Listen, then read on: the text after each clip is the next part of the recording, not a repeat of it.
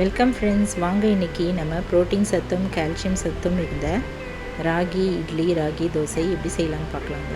ராகி நம்ம இட்லியாகவும் செய்து சாப்பிட்லாங்க, தோசையாகவும் செய்து கொடுக்கலாம். இவ்வளோ பெனிஃபிட்ஸ் உள்ள இந்த ராகி இட்லி எப்படி செய்யலான்னு பார்க்கலாங்க. இப்போ ஒரு பாத்திரம் எடுத்துகிட்டு அதில் ஒரு கப் அளவு ராகி போட்டு நல்லா கழுவிக்கலாங்க. கேழ்வரகு போட்டு நல்லா 2 தடவை கழுவிட்டு முழுகிற அளவு தண்ணி ஊற்றி ஊற வச்சுக்கலாம். நல்லா 8 மணி நேரம் நல்லா ஊற வச்சுக்கலாங்க.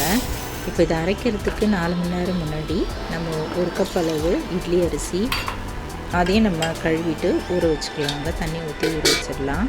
ஒரு டீஸ்பூன் அளவு வெந்தயம் ஒரு சின்ன கிண்ணத்தில் போட்டுட்டு அதில் கழுவிட்டு நம்ம தண்ணி கொஞ்சமாக ஊற்றிட்டு ஊற வச்சுக்கலாங்க.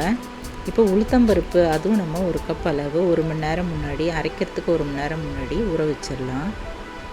இப்போ உளுத்தம்பருப்பும் வெந்தயமும் நம்ம மிக்ஸி ஜாரில் போட்டுட்டு நல்லா நைஸாக அரைச்சிக்கலாங்க.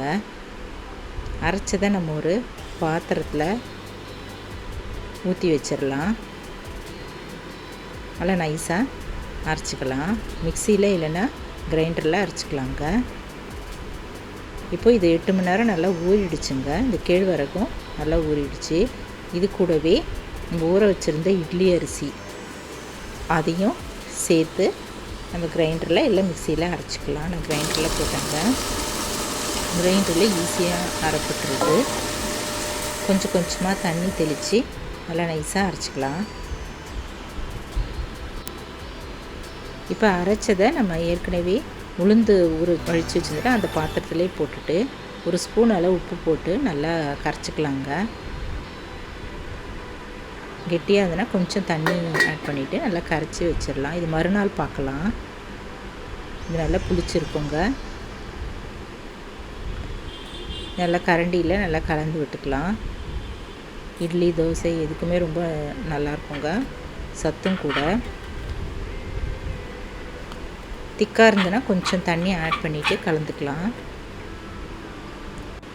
இட்லி தட்டியில் எண்ணெய் தடவிட்டு ஒவ்வொரு குழியிலையும் ஒரு கரண்டி எடுத்து மாவு எடுத்துகிட்டு ஊற்றிடலாங்க. இப்போ எல்லா இட்லி தட்டிலையும் ஊற்றியாச்சு. இப்போ அடுப்பில் இட்லி பானையில் தண்ணி ஊற்றிட்டு தண்ணி நல்லா கொதிக்க ஆரம்பித்து இந்த தட்டு எடுத்து வச்சிடலாங்க.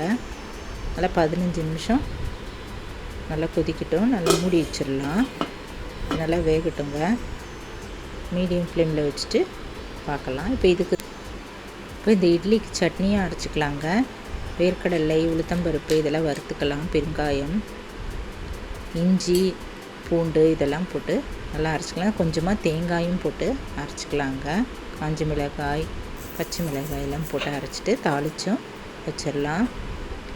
இப்போ 15 நிமிஷம் கழித்து பார்க்கலாங்க. இந்த இட்லிலாம் நல்லா வெந்துருச்சு. நல்லா இறக்கி வச்சுட்டு ஆறுனதும் நம்ம தட்டில் எடுத்து சர்வ் பண்ணலாங்க, பரிமாறலாம். நல்ல சத்தான இந்த இட்லி நீங்களும் வீட்டில் ட்ரை பண்ணி பாருங்கள். கூடவே தேங்காய் சட்னியும் நல்லாயிருக்குங்க. இல்லை சாம்பார் எதுவும் தொட்டுக்கலாம். இதுக்கு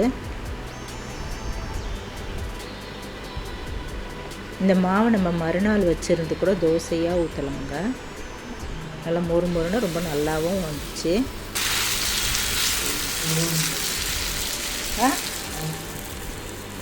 மெடிசா இப்படி ஊற்றி நம்ம கொடுக்கலாம். இதுக்கு நான் பூண்டு தொகையில் தாங்க அரைச்சிருந்தேன்.